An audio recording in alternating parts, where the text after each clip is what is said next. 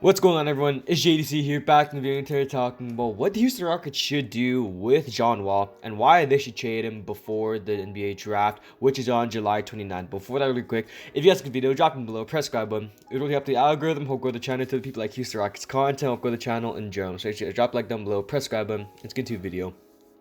So, John Wall is a huge problem on the Houston Rockets. And for the simple fact that he's making a huge contract, making around 45 million. I think he's on the last contract of his deal next season, and then should have a player option which should be worth 47 million. So for the most part, John Wall, he's making a hefty contract on the Houston Rockets, and then obviously we traded him. We traded Russell Westbrook for John Wall and a Wizards first round pick, I want to say. So for the most part, his contract situation was absolutely horrible in Washington. Same thing here in Houston. So basically trading Russell Westbrook, who's on a similar contract, made sense at the time because no one was really wanting Russell Westbrook at the time. Same thing with John Wall. So made sense at the time. We did get a first round pick in exchange, so that's a W right there. But for the most part, he is making a hefty contract, making 44 million right now. So over the season, at just 30 years old, averaging 21 points per game, 3 rebounds, and 7 assists. Pretty good all-around stats for John Wall. Good comeback year for John Wall. Obviously, being out for 2 years since the 2018-2019 season because of an ACL injury. And then after that, another ACL injury after that. So, overall, pretty good bounce-back year for John Wall. He is just shooting 41% from the field and 32% from 3, which honestly isn't that really good. I mean, he is a 32% three-point shooter from 3, which is actually pretty good for his standards. I mean, he isn't known for his three-point shooting, but he is known for his mid-ranges and pull-up mid-ranges. So for the most part, he is doing pretty good from the field. I mean, 43% as a overall in his career from the field, which is pretty okay for him.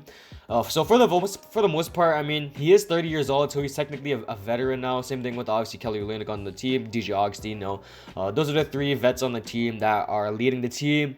That did lead the team this season and probably could lead the team next season. So if obviously we decide to bring back Olynyk. So for the most part, if we do decide to keep John Wall in the offseason, then if we get Jalen Green in the draft, then it wouldn't make any sense to keep John Wall in the roster. I mean, he'd just be clogging up minutes for KPJ and Green.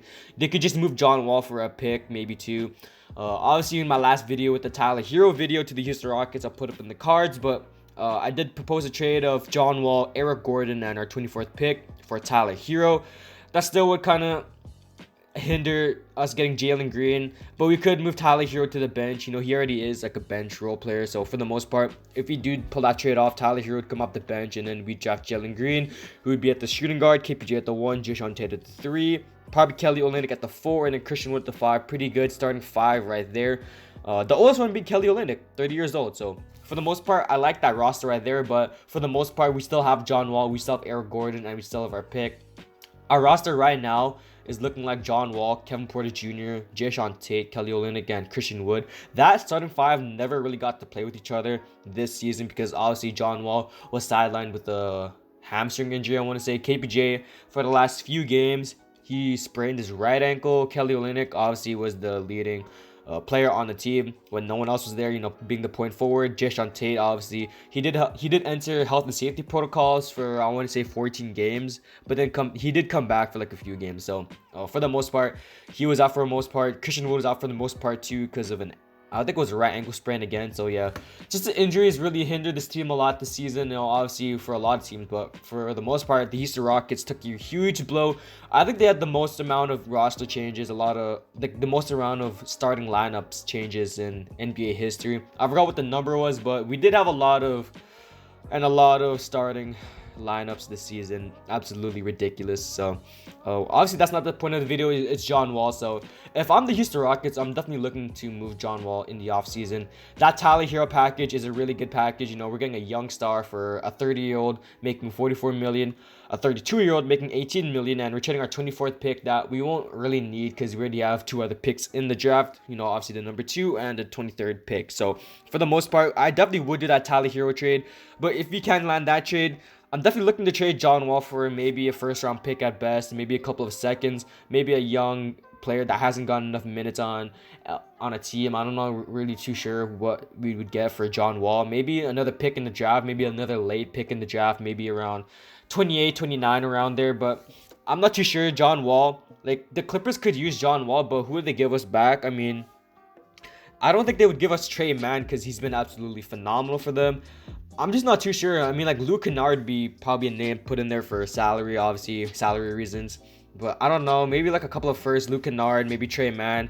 I'm not too sure. They probably wouldn't do that. The Heat also, obviously, Tyler Hero.